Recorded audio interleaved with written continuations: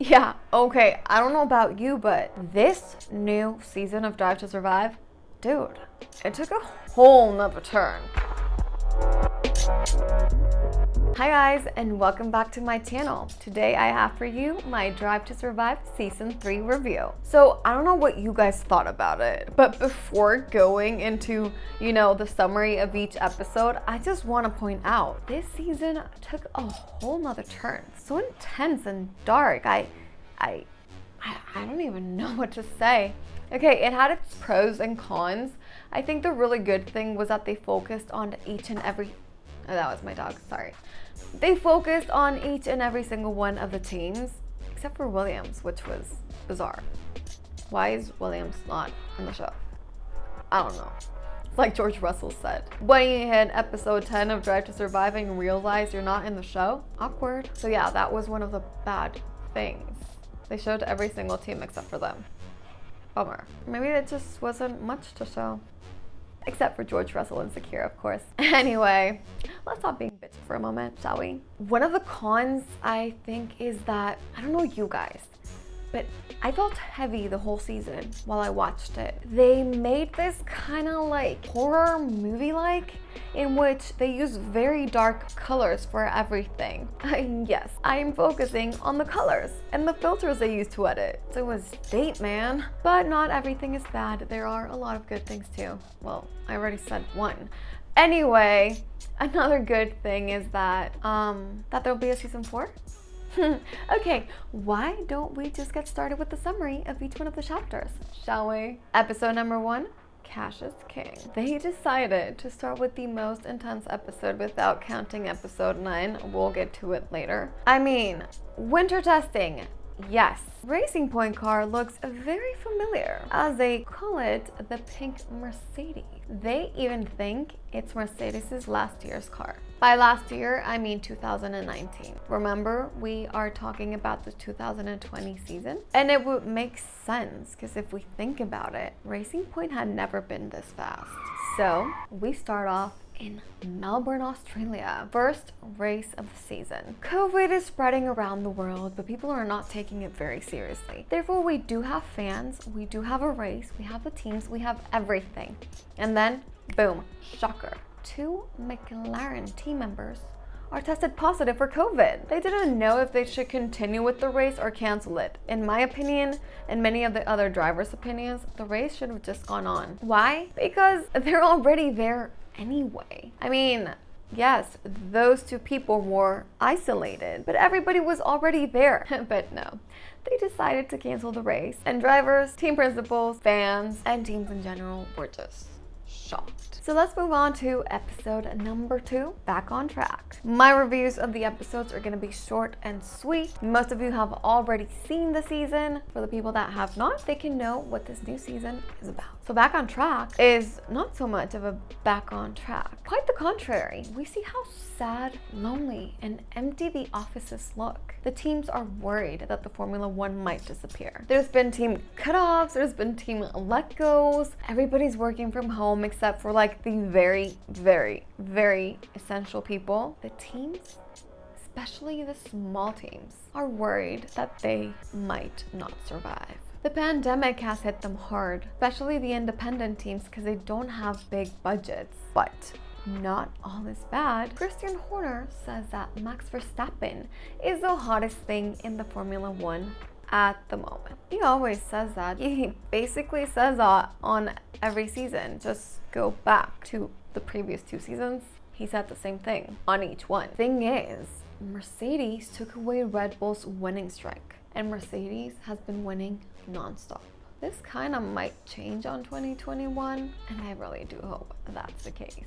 It would be nice to see someone new win. This episode also gets a little spicy, and it shows a little bit of Christian Horner's and Toto Wolff's amicable and cordial frenemyship. Is that a word? You know, when they're frenemies, but like ship, because it's a relationship that they're friends and enemies, and well, they're just frenemies, okay? Let's leave it at that. And Lando, boys, first podium. Episode number 3, Nobody's fool. So I felt very sympathetic during this episode. I just feel so bad for Valtteri Bottas, and he seems to feel the same way. He just thinks it's very hard being Lewis Hamilton's teammate. He has been saying repeatedly that he's going to be 2021's world champion.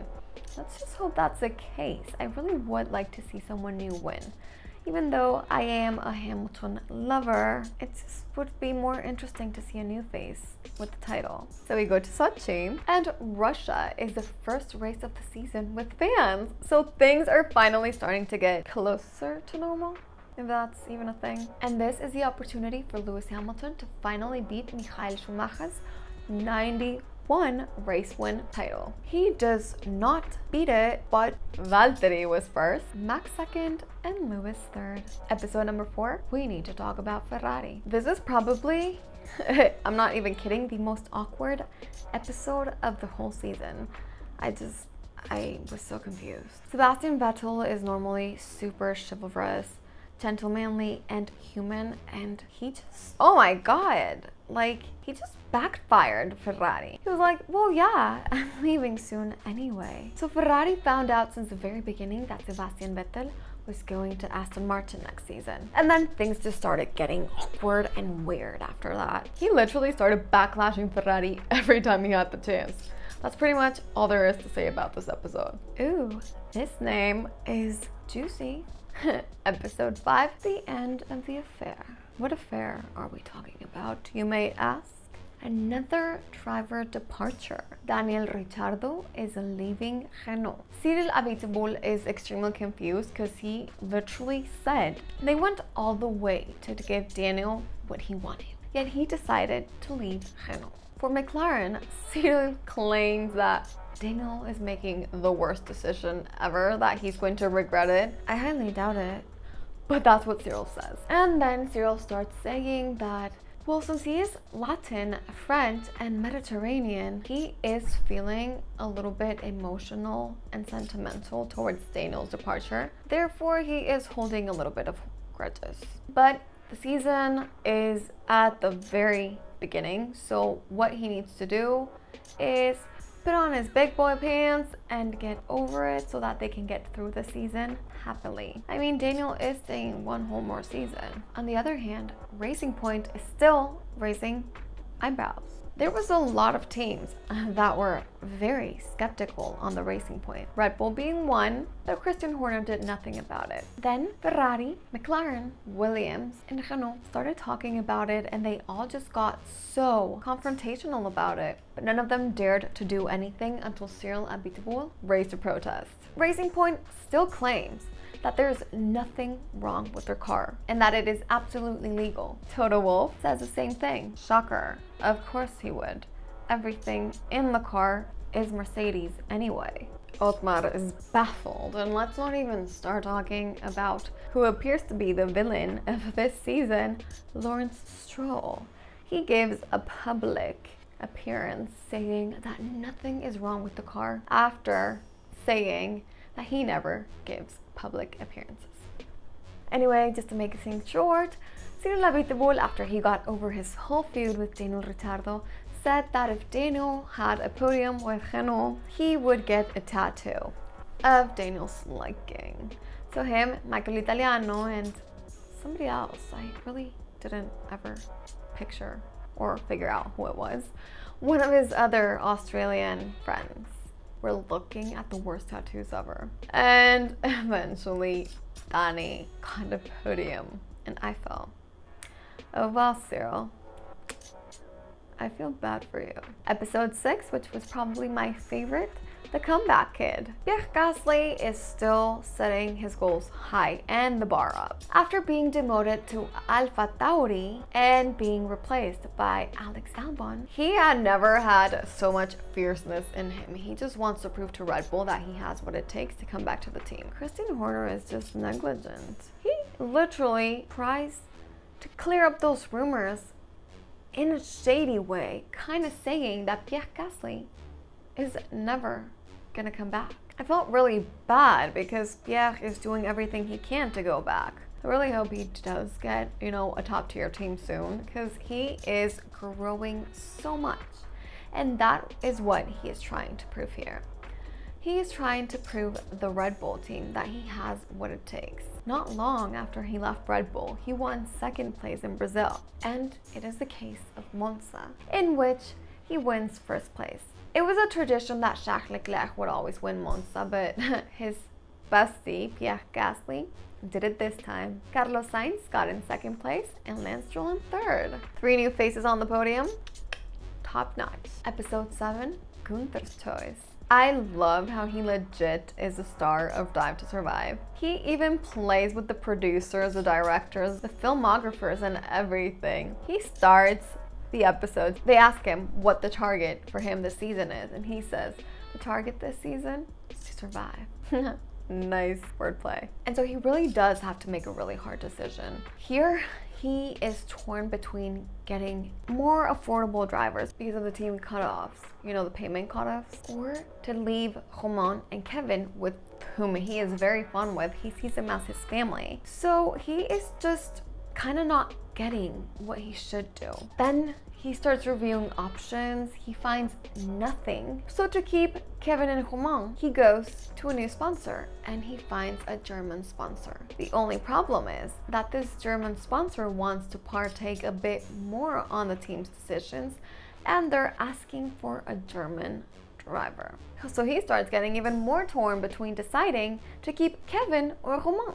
And then, boom, Mick Schumacher comes to mind. Of course. He's a Formula 2 champion. Why would he not choose him? It's just so complicated.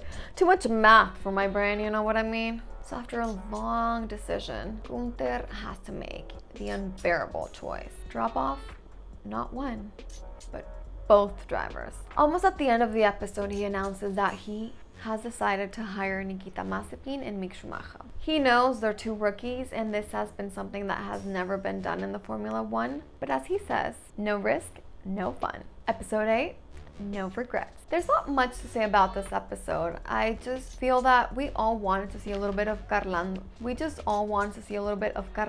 But not this way. We're showing us the ugly side of them. So after Carlos announces that he's going to Ferrari, Zak Brown and Lando and pretty much the whole McLaren team are kind of shocked. They never saw this coming. But Zak Brown has always known that Carlos Sainz's dream is to go to Ferrari. So he's willing to let him go. The one that's not willing to let him go that easily is Lando Norris, who is starting to hold a bit of hard feelings against his future former teammate. We have all seen them as the best pairing in the Formula 1, legit best friends, but they're starting to feud a little bit. And Zak is clearly favoring Lando much more than they are Carlos. Of course, they're going to want to favor their future driver than the driver that left them, especially with a team that's practically almost the direct competition of McLaren. So they're trying not to say too much of the planning they have for next season so that Carlos doesn't go with that knowledge to Ferrari. Oh well. Okay, episode 9. I'm not even going to talk much about this because it's just intense. And I would not want to relive this. Watching the episode just made me cringe, suffer, you know? Bad. Man on fire. Yes, Romain Grosjean, his crash was replayed once again. So I'll show you how Alex Albon, Romain Grosjean, and Checo Perez are kind of torn and confused, and well, there's a bit of suspense for them because they don't know if they're going to be part of a Formula 1 team next season. Alex Albon kind of feels confident he's staying in Red Bull. Spoiler alert, he doesn't. Checo Perez is practically saying goodbye to the Formula 1. Romain is looking for a team, but he's not finding anything. And, well, Checo Perez is announced Red Bull, Romain Grosjean leaves, and Alex Albon does too. But something exciting is that Checo Perez wins his first victory ever. I just cried again, reliving this beautiful moment, hearing my beautiful national anthem, which is gonna happen so much next season, hopefully.